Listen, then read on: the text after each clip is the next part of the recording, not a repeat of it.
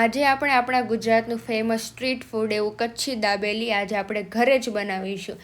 એના માટે આપણે એ પેનમાં થોડુંક તેલ લઈ લીધું છે. હવે તેલની અંદર આપણે હળદર, મરચું પાવડર અને દાબેલીનો મસાલો નાખી દઈશું.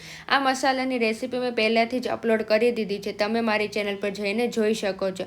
ત્યારબાદ તેની અંદર આપણે પહેલેથી જ બાફેલા બટેકા નાખી દઈશું અને એને પણ સરખી રીતે આપણે મિક્સ કરી લઈશું. મિક્સ કર્યા બાદ તેની અંદર આપણે 3 ચમચા જેટલી આંબલી અને ગોળની ચટણી નાખીશું, જેનાથી આપણા મસાલાની અંદર એકદમ ખટાશ અને મીઠાશ મળી રહે. અને આ ચટણીની વિડીયો પણ મેં પહેલેથી જ ચેનલ પર અપલોડ કરી દીધો છે, તમે ત્યાં જઈને જોઈ શકો છો.